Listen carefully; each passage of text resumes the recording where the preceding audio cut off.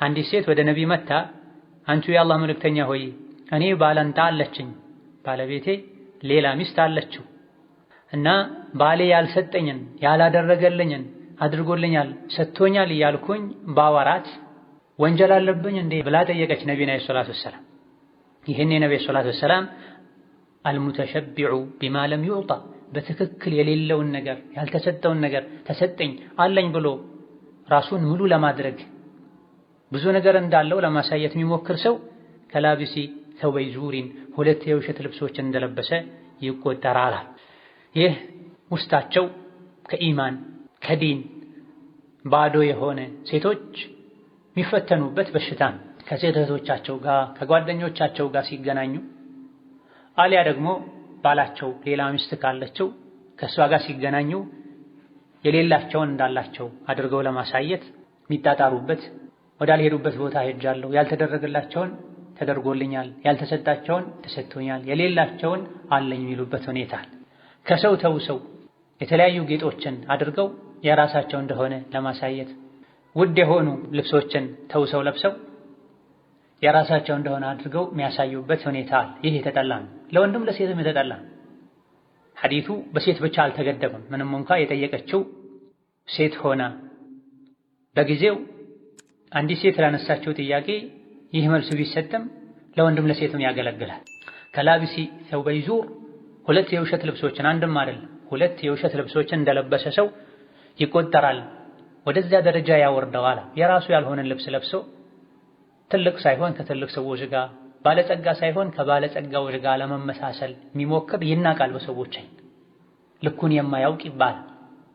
ስለዚህ ሴት ልጅ አቅሏን ባዶ ልታደርግ አይገባም።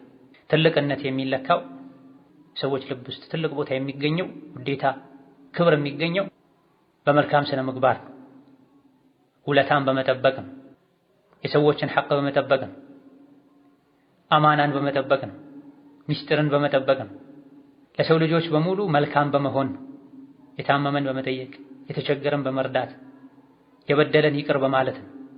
በጉራ ሳይሆን ወሬ በማብዛት ሳይሆን በመኩራራት ሳይሆን በማስመሰል ሳይሆን በድርጊትና በሁኔታ ማስመሰል ማታለል ከተከለከለ በቃልና በንግግር ማስመሰልና ማታለል ማጭበርበር ይበልጥ የተከለከለ ይሆናል።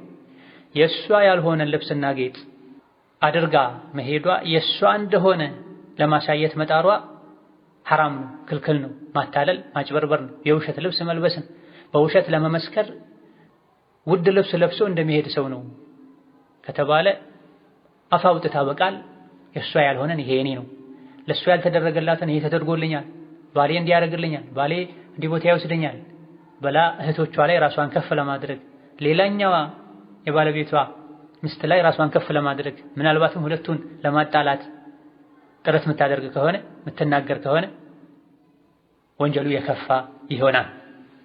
እነዚህና መሰል ነገሮች ብዙ ጊዜ የሚገኙት ልብ ከአኼራ ሐሳብና ጭንቀት ባዶ ሲሆን በዱንያ ብልጭልጭ ሲታለሉ ሐሳባቸው ጭንቀታቸው ዱንያ ላይ ብቻ አእምሮ አሸብርቆ መኖር ሲሆን አማ ሐሳቡ ጭንቀቱ አኼራ የሆነ ሰው ከዙሪያው ያሉ ጠፊ ጭቃ የሆኑ ዱንያዊ ነገሮችን ቸላ ብሎ ማለፍ ይችላል። የሚያወራው የሚያስበው የሚናገረው የሚያደርገው ሁሉ አላህን የሚያስደስት አኼራ ላይ ደረጃን ከፍ የሚያደርግ ይሆናል። ዱንያ ያማረችውን ያክል ብታምር ነገ ትፈርሳለች። ያ ዱንያ ጊዜያዊ መጠቃቀሚያ ነው የሚሆነው፣ ከጊዜ በኋላ ይፈርሳል፣ ይጠፋል። ወልአኺራ ከዱንያ ወርቅና ብር የተሻለ ወርቅና ብር እንቁ መልካም ነገር ሁሉ ያለባት ጀነት አኺራ ሊልሙተቂን ዱንያ ላይ አላህን ለሚፈሩ ሰዎች ነው ብላ በልብሳቸው አላህን ለሚፈሩ፣ በንግግራቸው አላህን ለሚፈሩ፣ በእይታቸው አላህን ለሚፈሩ፣ በሁሉም ነገር ያዛቸውን በመታዘዝ የከለከላቸውን በመከልከል አላህን ለሚፈሩት ነው የተሟላችዋ ማጠፋዋ አኺራ ጀነት ብሏል። ኢዳ አልሙተሸቢዑ ቢማ ለም ዩዕጣ ቤተኛውም ነገር ያልተሰጠውን እንደተሰጠው እንዳለው አድርጎ እንደሞላለት አድርጎ ለማሳየት የሚሞክር ከላቢሲ ተውበይ ዙር ሁለት የውሸት ልብሶችን እንደለበስ ይቆጠራል። የውሸት ልብስ መልበስ በዲናችን የተከለከለ ነው። ምን ማለት ነው የተፈለገው ከላቢሲ ተውበይ ዙር በሚለው ከላይ አብራርተናል። የራሱ ያልሆነን ልብስ ተውሶ ለብሶ የራሱ እንደሆነ አድርጎ የሚያሳይ ሰው ይሄ ውሸት ነው፣ ሰዎች ዘንድም ይናቃል። ይሄን ልብስ የሚገዛበት አቅም እንደሌለው ሰዎች ያውቃሉ። ታዲያ ለምን ይንጠራራል ያለ አቅሙ? የገራለትን ያገኘችውን ለብሳ ለምን አትሄድም?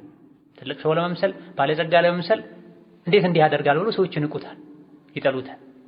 አሊያ ደግሞ ከላቢሲ ተውበይ ዙር ና መስክርልን ተብሎ ወይም ተብላ ተጠይቃ በውሸት እንዲመሰክር ገንዘብ ተከፍሎት አሊያ ደግሞ የሆነ ጥቅም ቃል ተገብቶለት ሲሄድ በትክክለኛ ማንነቱ ቢሄድ እናቃለሁ፣ እጠረጠራለሁ፣ ጀርባዬ ይጠናል ብሎ በመስጋት ማይጠረጠር ክብር ያለው ግርማ ሞገስ ያለውን ሰው አይነት ልብስ ለብሶ እንደሚሄድ ሰው በውሸት መመስከሩም ወንጀል ነው።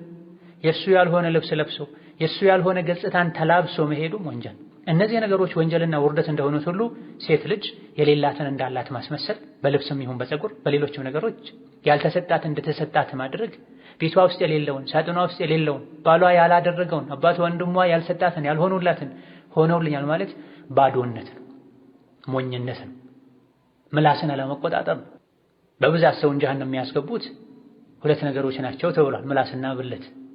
ምላሱን የሚጠብቅ ከውሸት ከሐሜት፣ ብልቱን ከዝሙት የሚጠብቅ በሰላም ጀነት ይገባል። ነብዩ ሰለላሁ ዐለይሂ ወሰለም ዋስ ሆነዋለሁ ብላ መን የضመን ሊ ማ በይነ ለሕየይሂ ወማ በይነ ፈኺዘይሂ አضመን ለሁ ልጀነተ ብላ አፉ ውስጥ ያለውን ምላሱን ወከዛልክ ብልቱን የጠበቀ ጀነት እንደሚገባ ዋስ ሆነዋለሁ ብላ። በተቃራኒው ደግሞ እነዚህን የለቀቀ እንደ ልባቸው እንዲሆኑ ያደረገ በብዛት ጀሃነም የሚገባው በእነዚህ በሁለት በሮች ነው ብለዋልና ሙስሊም ሴት አላህን ልትፈራ አላህ በሰጣት ልትብቃቃ ረጋ ልትል ስለ አኼራ ብቻ ልታስብና ልትጨነቅ ዱንያ ላይ አላህ በሰጣት ልትብቃቃ ይገባል።